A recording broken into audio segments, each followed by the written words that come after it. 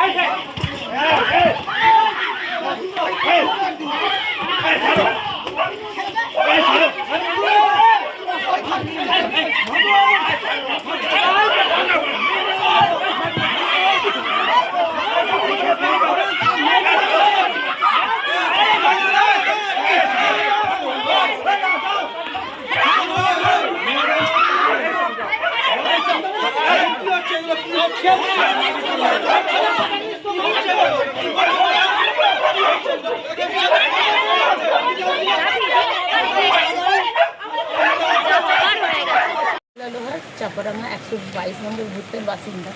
আমার ঘরের মধ্যে আমার মা, বৌদি, ভাইপো, ভাইজি সবাই ছিল, আমার বন্ধুরা ছিল।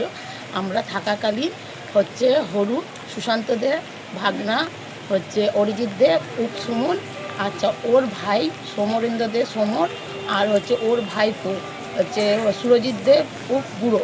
এরা চারজনে আসে, একটু তর্ক বিতর্কি হয়। তর্ক বিতর্কি করতে করতে আমাদের হাত ধরে ট্রেনের বাইরে বার করে আমাদেরকে এলোপাথারি মারতে থাকে। আমার মাকে চুলের মুঠি ধরে মারে। আচ্ছা ওর সঙ্গে আরেকজন মহিলা ছিল, যার নাম ছিল পাতু, ও মমতা যাদব, ঠিক আছে। তো এরা সবাই মিলে এসে আমার ঘরের গোটা ফ্যামিলিকে ধরে মারে। পাথারি লাথি মারতে থাকে, চুলের মুঠি ধরে মারে, গায়ে হাত দেয়, জামা কাপড় ছিঁড়ে ফেলে, ঠিক আছে। এর সাথেও কিছু ছেলেরাও ছিল, 10-12খানা ছেলে ছিল, যারা কিচ্ছু বলেনি।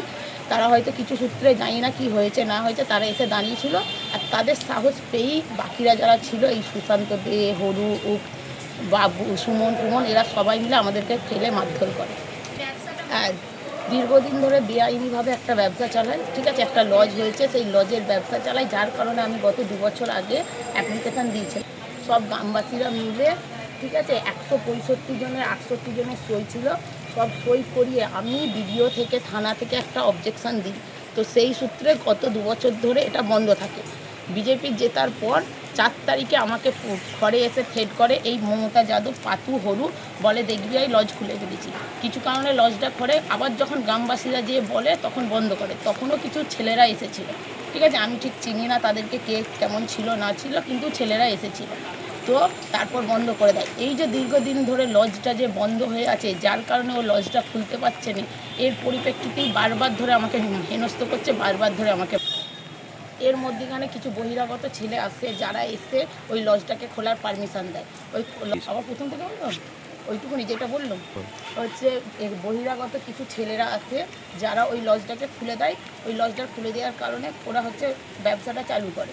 তারপর আবার কিছু হওয়ার কারণে আবার ব্যবসাটাকে বন্ধ করে। ব্যবসা বন্ধ হয়ে যাওয়ার পরে দীর্ঘদিন ধরে যে চালু হচ্ছে বন্ধ হচ্ছে, চালু হচ্ছে বন্ধ হচ্ছে, এর কারণে ওর একটা আক্ষেপ ছিল, ঠিক আছে। কিছু তেমন ছেলে ওর সঙ্গে নিয়ে, যেগুলো জানি না আমি কে, ঠিক আমি নামটাও বলতে পারছি না, তাদেরকে নিয়ে আমাদেরকে ধরে মারধর করে। তারা সামনে দাঁড়িয়েছিল, তারা দাঁড়িয়ে থেকে কালীন আমাদেরকে মার খেতে হয়েছে। আমি পুলিশ প্রশাসনকে হ্যাঁ জানিয়েছি, আমি একটা অ্যাপ্লিকেশন দিয়েছি থানায়, ঠিক আছে। এখন থানা কি আইনতভাবে কি প্রশাসন কি নেবে, স্টেপ নেবে, সেটা হচ্ছে আইনের হাতে। কে হচ্ছে সুশান্ত দে, হরু দে, আর হচ্ছে সুমন, হচ্ছে পাতু আমাকে প্রথম চড় মারে। আমাকে বলে তোর মেয়ে কোথায়, তোর মেয়েকে বার করে তোর মেয়েকে আগে ঠ্যাঙাবো, তারপরে তোদের ঘর গোষ্ঠীকে ঠ্যাঙাবো। দিয়ে বহু লোক এসেছে, 30-40 জন লোককেও ডাক করিয়ে নিয়ে এসেছে। ডাক করিয়ে নিয়ে এসে এক অপর জায়গায় ঝামেলা হচ্ছিল, সেই ঝামেলাকে কেন্দ্র করে আর ওই কেন্দ্র করে আমার মেয়ে ওইখানে যায় আসে বলে ওই সব করেছে বলে ওই কেন্দ্র দেখে আমাকে প্রথম গালে চড় মারে, তারপরে আমাকে প্রথম ঘুষি মারে কানমুতোতে ঘুষি মারার পর আমি উল্টে পড়ে যাই। আমি সুগার প্রেশার রুগী, আমার পাশাপাশি বাস করে উনি ব্যবসা 2 নম্বরই ব্যবসা চালিয়ে উনি 2 নম্বরই বাচ্চা মেয়েদিকে এনে ওই লজেতে রেখে লজেতে বার করেছে। সেই আপত্তি আমার মেয়ে করেছিল, তার জন্যই ওই লোকটি, ওই ছেলেটি, ওর বাড়ির লোক, ওর বাড়ির ভাগনা, ওর বাড়ির ভাইপো, ওর বাড়ির ভাই, আর ওর হচ্ছে নিজের আত্মীয় স্বজন বন্ধু বান্ধবকে ডেকে নিয়েছে। আজকে বিশাল মারামারি, আমার 3 নাতিকে মেরেছে, নাতনিকে মেরেছে, এই 2 জনের বাড়ি নাবালিকা। আমার নাবালিকা নাতি, এই যে আমার নাতির গলা টিপে ধরেছে, আমার নাতিকে মেরেছে। এই যে আমার মেয়ে বৌমাকে ধরে মারছে, আমি সিসি ক্যামেরা করেছি, দেখে আমরা এই যে আমরা জনসাধারণ, আমাদেরকে যদি মারে আমরা কোথায় যাব, কার কাছে যাব, কার কাছে বিচার চাইবো? সে দল বল, তার টাকার অঙ্ক বেশি, সে যাকে টাকা দেবে সেই আসবে, এসে কি করবে আমাদেরকে মারবে। এই দিন বিষয় নিয়ে এমএলএ কে জানিয়েছিলেন? আমরা এমএলএ কে জানাইনি, আমরা এসেছি থানায়, আমাকে থানায় পাঠিয়েছে, থানায় পাঠিয়ে আমার সব মেডিসিন করেছে, আমার নাতির, আমার বৌমা, আমার মেয়ে, আমার নাতি নাতনি, আমাদের সারা পরিবারটার ওপরে ওদের হিংসা, মারামারি, কাটাকাটি। অথচ আমরা থাকি আলাদাভাবে থাকি। আমার ছেলেকে মার খাচ্ছে, যে ছেলেরা এসেছে বলছে মার ওর ভাইকে মার। আমার একটি বেটা ছেলে, আমার একটি ছেলে, আর আমার সব মেয়ে, এতগুলো মেয়ে 6টা ছেলের সঙ্গে মারপিট করে আমরা পারি হয়েছে। আমার নাম চাপা লোহার, চাপাডাঙ্গা পঞ্চায়েতের বাসিন্দার, আজ বহু বছর বাসিন্দার। বাপের বাড়ি হচ্ছে গোনাথপাড়া, চাপাডাঙ্গা গোনাথপাড়া, কালীতলার থেকে নেবে হচ্ছে ইয়েতে বাড়ি। বিচার চাই, আমার বিচার দিতে হবে, আমার বিচার করে দিতে হবে। এই যে ছেলেদিকে, এই যে নাতিকে, এই যে মেয়েকে, এই যে আমার বৌমাকে মারছে কিভাবে, ভিডিওটা দেখুন। আমার এই যে 2টো নাতনি ভিডিও করেছে বলে এই নাতনির দিকে চড় মেরেছে, কানমুথাই মেরেছে, ওদের মেডিসিনটা করেনি। সেই জন্য মেদিনীপুরের যাদের 2 জন, তারা মামা বাড়ি বেড়াতে এসছে, তারকেশ্বরের মেলা দেখতে এসেছে, তাদেরকে ধরে মেরেছে। এই যে আমার নাতনি ভিডিও করছিল, বলছে তোরা ভিডিও কেন করছিস? অথচ আমাদেরকে সব লোক বলছে তোমরা ভিডিও করে আমাদেরকে পোস্ট করো, দেখাও। তাহলে আমরা আর কি করব? আমরা কার কাছে যাব বলো আমাদের? চাপাডাঙ্গা এলাকায় একটি দেহ ব্যবসার শোরুম হচ্ছিল বা হয়েও ছিল দীর্ঘ 10 দিন আগে, আমরা জানি না, আমি লোকের মাধ্যমে জানতে পারছি যে চাপাডাঙ্গা একটা দেহ ব্যবসার শোরুম নতুন করে তৈরি হয়েছিল এবং এই বিষয়ে নাকি ওখানকার গ্রামবাসী তারা লিখিতভাবে এসডিও এবং বিডিওতে তারা জানিয়েছে।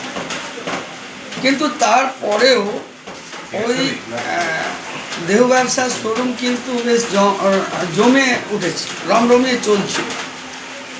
তো এই বিষয়গুলো আমার ঠিক জানা ছিল না, আমি শুনলাম। তো এটা খুবই দুঃখজনক ব্যাপার। তবে আমার মনে হয় এর বিরুদ্ধে আইনানুগ ব্যবস্থা নিশ্চয়ই নেওয়া হবে এবং অবিলম্বে এটা বন্ধও হবে, এটুকুন আপনারা জেনে রাখুন। আপনারা জানবেন এটা বিজেপি সরকার, এরকম জিনিস এটা চলতে পারে না।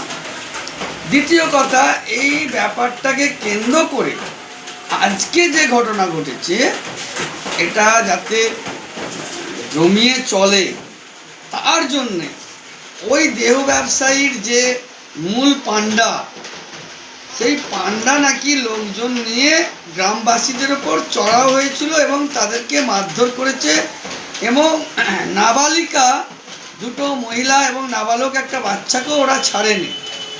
রক্তাক্ত জখম করেছে, তারা তারকেশ্বর গ্রামীণ হাসপাতালেও নাকি চিকিৎসা করেছিল।